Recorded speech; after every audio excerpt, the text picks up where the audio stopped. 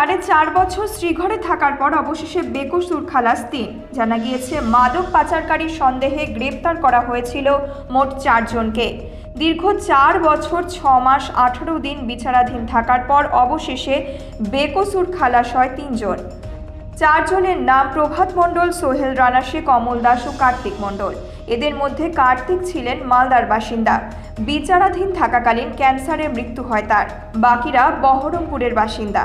শিলিগুড়ি আদালতে আইনজীবী অরুণাভ পাল বলেন, গত 2020 সালের 19শে জানুয়ারি শিলিগুড়ি এয়ারভিউ মোড়ে একটি যাত্রীবাহী বাস থেকে 5330 বোতল নিষিদ্ধ নেশার কাপ সিরাপ সহ 3 জনকে গ্রেফতার করা হয়। এরপর ধৃত ওই 3 জনকে শিলিগুড়ি আদালতে তুলে পুলিশি হেফাজতে নিয়ে জিজ্ঞাসাবাদ করে আরও একজনের নাম জানতে পারে শিলিগুড়ি থানার পুলিশ। এরপর মালদা থেকে জানুয়ারি মাসে আরও একজনকে গ্রেফতার করা হয়।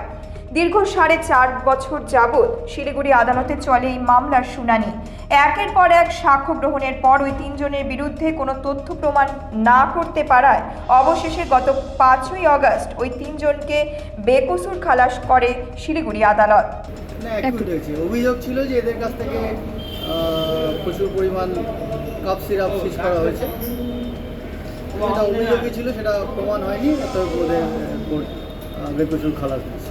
পুলিশ 2020-তে এদের গ্রেপ্তার করা হয়েছিল। কোথা থেকে? এয়ারভিউ মোড় থেকে। শিলিগুড়ি থানার কেস লঞ্চ করেছিল। পরবর্তীতে কাউকে গ্রেপ্তার করা হয়েছিল? পরবর্তীতে প্রথমত 3 জনকে গ্রেপ্তার করা হয়েছিল। পরবর্তীতে ইনভেস্টিগেশন করে মালদা থেকে আরেকজনকে গ্রেপ্তার করা হয়।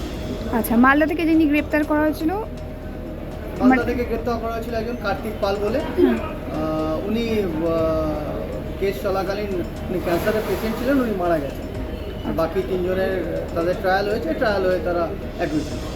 5330 বোতল। তাও আনুমানিক বাজার মূল্য কত ছিল? বাজার মূল্য এটা এস্টিমেট করা মুশকিল, তবে এটা সমস্তই অভিযোগ ছিল, এগুলো কিছুই প্রমাণ হয়নি। কতদিন কেস চললো এবং কয়জনের সাক্ষী গ্রহণ করা হয়েছে? 19-1 থেকে ছিল, এরা ভেতরে ছিল, বেলও পায়নি, একেবারে অ্যাকুইট হয়েছে না। 19-1-এই ওদের অ্যারেস্ট করেছেন, তখন থেকেই কেস চলছে আর কি। তারপরে চার্জশিট হওয়ার পর থেকে ট্রায়াল শুরু হয়েছে। সাক্ষী হয়েছে কি? সাক্ষী হয়েছে। কতজনের সাক্ষী? সাক্ষী অনেকগুলোই সাক্ষী হয়েছে। এই সবগুলো সাক্ষী হওয়ার পরে তারপরে হচ্ছে। শিলিগুড়ি থেকে দেবিকা দত্তের রিপোর্ট, নিউজ মেট্রো।